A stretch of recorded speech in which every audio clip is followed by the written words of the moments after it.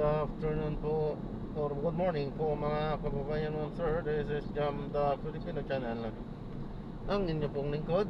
So today is December 15, 2025 at tayo ngayon ay papunta. Wait lang. Tayo ngayon ay papunta dito yan sa may 7-Eleven, MacArthur Highway. Corner po yan ng Caimito Street, Monumento MacArthur Highway, University Hills, Caloocan po yan. Barangay 78 Caloocan. At dadalhin po natin sa may Reed. Sandali lang.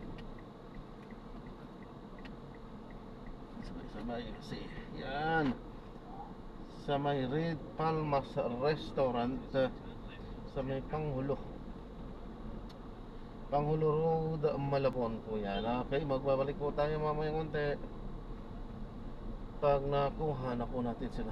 Disclaimer lang po, ang content po natin ay kalsada at hindi ang passenger. Kaya nga naman, sakasakali man po na may marinig kayo mga pangalan ng lugar, pangalan ng tao, pangalan ng organization, so government o private man yan, ay wala pong kinalaman ng channel dito. At wala pong pinapatungkulan. Lahat po ng pinag-usapan dito ay pawang dito lang po yan sa loob at wala pong pinapatungkulan sa labas. So pa, nagbabalik po tayo mamaya konti pag nakuha na po natin sila.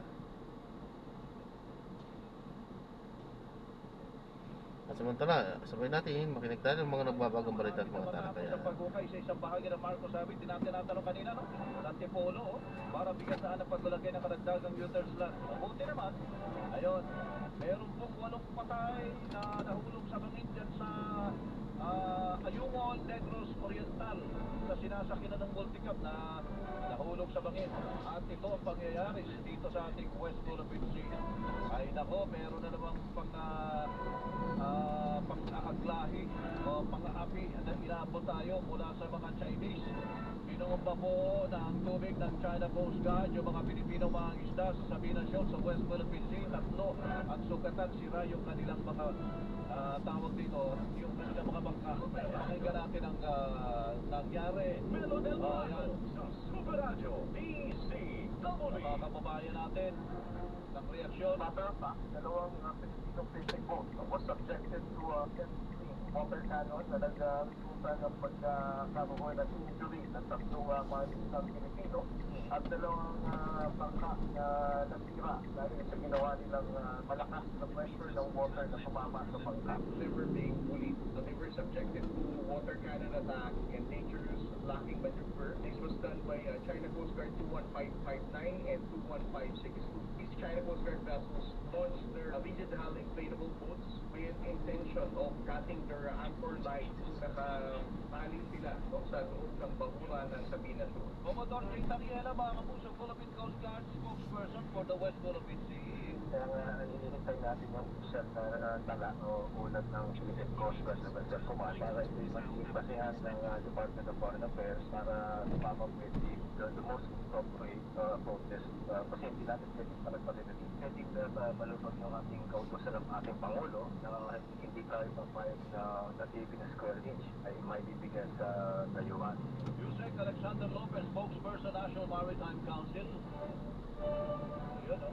Mga kapuso, kami po inyong sundan. Para hindi pa huli sa mga balita, sundan ang mga social media accounts ng Super Radio DCBP. Mas-subscribe sa ating YouTube channel at i-follow kami sa Facebook, sa TikTok at sa X. Ang aking nama Super Radio DCBP para maipakita o makita ang aming mga official social media account. Tutok na para sa mga balitang tama at totoo. Mga kapuso ay alas 6:40 na po ng umaga. Radyo na TV para mana ng radio. Dapat totoo, Melo del Prado sa Super Radio DCW.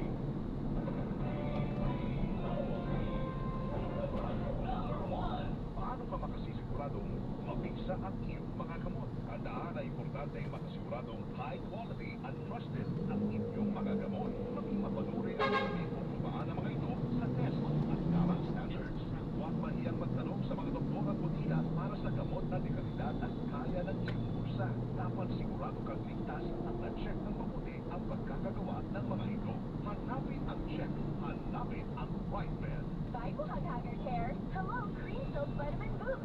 Pinake with 30% more versus Panama Unilever Sachet for all day no buhagag. Use the non-conditioning shampoo and with regular use from the 24 hours. Mag Cream Soap Vitamin Boost every day. Grimsel. Use Grimsel Vitamin Boost Conditioner every day. Robust Dietary Supplement for Men. Sabi nila, ang tunay na lalaki, matibay, magaling, at matigas. Samahan pa ng Robust, the wine of everything to extra L-arginine, Bulgaria sa ilumorium at GABA with proper diet and exercise. Para makasiguro, bumili sa mga medical drug stores nationwide. Robust, 75 pesos SRP per tablet lamang. Robust, para sa mga kalalakihan. Pagin sa inyo ng ADC Healthcare International Corporation. Mahalagang maalala, ang Robust ay hindi gamot at hindi dapat gamitin paggamot sa anumang uri ng sakit. Robust, para sa mga kalalakihan. Di umaatras sa bawat laban. Ang tubig niyo ba'y pinakukuluan o binibili pa para iwas sa diarrhea, cholera, typhoid, dysentery at iba pang waterborne disease? Uminom lamang ng malinis na tubig. Para sa malinis na tubig, mag-Aquatabs Water Purification Tablet. Isang tableta para sa 20 liters na tubig, 7 pesos 50 centavos lang ang SRP. Tumawag sa HealthLink 211 Pharma Incorporated 02-858-46904. Mabibili sa Mercury Drug Stores at the generic pharmacy nationwide. Proclus Sodium is the generic name of Aquatabs. If symptoms persist, consult your doctor. I have headache, and I have spinal flu. Finding flu. I have body pain, and I have sore throat. Flu. Finding flu. I have the nut. I have body pain. Flu. Finding flu. Pag bioflu, dahil pag may flu symptoms, pwede flu yan, bioflu. Kaya ano mga sintomas ng flu? Atagang flu lang yan. Phenylephrine HCl or phenylethylamine paracetamol is the generic name of finding flu. If symptoms persist, consult your doctor. This Christmas, feel the joy and share the joy. Meet Ruby, Sana, Mama, and Mommy are adorable besties of joy. For only 330 pesos, they get 2 cuddly besties, one to bring home, and one to brighten the Christmas of a child in need. Visit the Besties of Joy. Malapit na tayo. Babalik po tayo mamaya. Super Bowl. Kailan dito na tayo, nag-cancel yung ating passenger. Ano ba yan? Ibig sabihin, may dala-dalang aso ito. Kaya nag-cancel. Wala naman, ho. Nakita ko na siya.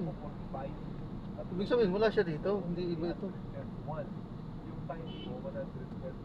Wala dito. Okay, so gagawin na po natin ng ibang video. So, yan ang hirap sa ganyang ano ng LTFRB ngayon, patakaran. Ngayon, hindi na natatakot na mag-cancel ang mga ano ngayon. Ang mga passenger. Cancel na lang ng cancel. Ilang beses na tayo na-cancelan, punta na tayo. Ngayon, andito na tayo. Lahat. Tapos saka kinancel. Ano yun? Dahil sa wala silang charge. Tapos isisisi nila sa atin yon. Anong isisisi? Traffic.